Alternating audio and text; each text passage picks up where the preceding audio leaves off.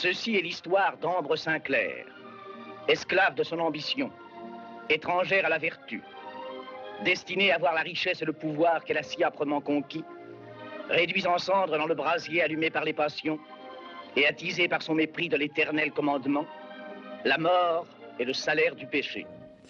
Voyons maintenant rapidement Ambre, 1947, Forever Amber. Ça se passe dans le Londres du XVIIe siècle. Une jeune femme, échappée de la campagne où on voulait la marier contre son gré, grimpe un à un les échelons de la société en attendant le beau lord dont elle s'est entichée, qui s'appelle Lord Carlton, parti pirater sur les mers lointaines. De la crasse des geôles aux étoffes des boudoirs, de la truanderie à la courtisanerie, du statut d'actrice de théâtre à celui de comtesse, Ambre traverse la société de bras en bras, de lit en lit, et voilà, elle traverse ce monde corrompu au bord du chaos, se servant des hommes comme de vulgaires marchepieds. On remarque que, si vous l'avez vu, c'est certainement le film où le fil de l'égoïsme du personnage principal, Ambre, est tendu de la façon la plus implacable. Le film déroule le caprice de son héroïne, suivre Lord Carlton, se maintenir coûte que coûte dans sa trace. Il suit ce caprice jusque dans ses ultimes retombées, avec une logique cause-conséquence très serrée que Preminger, plus féroce que jamais, ce film est vraiment terrible, il applique ce principe à chacune des liaisons, à chacune des ellipses, à chaque coupe, qui sont de terribles coups près, qui viennent sanctionner l'entêtement du personnage, Ambre, et ce piège qui se referme sur elle. Plus Ambre parvient à s'élever socialement dans la société, évidemment, Lord Carlton l'abandonne, donc pendant ce temps-là, elle doit survivre.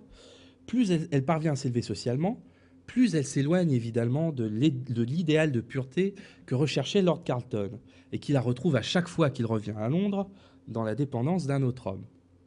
Ici, dans cette société, le Londres du XVIIe siècle, la femme n'a guère le choix. On ne doute pas que ce Londres renvoie évidemment aux États-Unis des années 40. La femme n'a guère le choix, elle n'existe socialement que dans les bras d'un homme, à condition de transiter par son désir. Et puisque Carlton l'a fait poireauter, Ambre, elle doit tenir évidemment coûte que coûte, plongée dans la jungle londonienne, réservoir d'escrocs et de préjugés. Petite parenthèse, le drame des héroïnes premingeriennes, c'est toujours l'attente. Elles doivent attendre, s'accrocher, patienter, se morfondre dans la contemplation du temps qui passe et qui, comme ça, emporte leur jeunesse et émousse leur sexualité. Ambre, elle, si on revient au film, elle retourne activement cette attente contre ses prétendants. Et c'est justement par là qu'elle va réussir à grimper les échelons de la société. Le marché qui la lie à Carlton, c'est un marché de dupes. Eh bien, c'est exactement celui qu'elle inflige aux hommes, qu'elle va prendre pour ses proies. C'est-à-dire faire miroiter son cœur, son cœur à elle, un cœur qui ne leur appartiendra jamais, comme le cœur de Lord Carlton n'appartiendra jamais à Ambre. Elle devient donc le relais d'une fourberie qui fait loi, qu'elle reçoit en amont de Lord Carlton et qu'elle redistribue en aval dans la société. Et évidemment, ce manège la cerne et l'enserre de plus en plus. C'est tout le lent processus du film.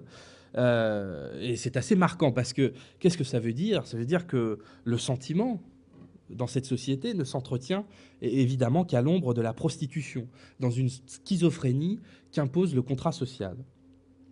D'ailleurs, à l'exception du roi, puisque évidemment Ambre va grimper jusqu'au roi d'Angleterre, tous ses prétendants mourront. Ils mourront de sa fréquentation, d'une balle, d'un coup d'épée ou des flammes d'un incendie.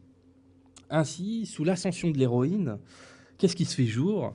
Eh bien, une terrible logique de dévoration qui brûle les êtres et qui les élimine un à un sous le feu de l'égoïsme et puis de l'ascension sociale.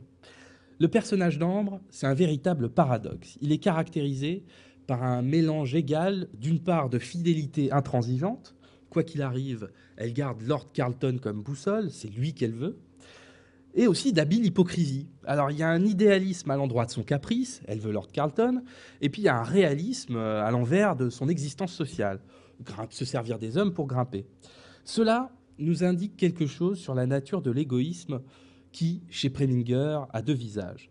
Est-ce qu'il ne serait pas, en effet, on peut se le demander, la manifestation d'un instinct de survie qui se déclenche chez les personnages quand ils sont sous le coup, évidemment, de l'oppression sociale? La question, encore une fois, est assez vaste. Alors, ce qu'on peut dire, c'est que c'est pour avoir refusé un ordre social qui tendait à l'engloutir que le héros prémingerien est jeté sur le fil chancelant de l'égoïsme, comme sur une mer agitée sur laquelle il vogue difficilement. L'affirmation de son individualité est une sorte de pacte qu'il établit entre lui et le reste du monde. Puisqu'il rejette les lois du monde, il lui faudra se résoudre à rester seul et à lutter sans aucun autre allié. Face à ce postulat, l'ego n'a pas d'autre choix que de s'armer solidement. Et reprenons le cas de Ambre. Ambre, si elle se retrouve sur le pavé londonien, c'est bien pour avoir évité le mariage arrangé, pour l'avoir fui ce mariage que lui réservaient ses parents, des parents adoptifs, avec un éleveur de porcs, condition qu'il a répugnée, évidemment.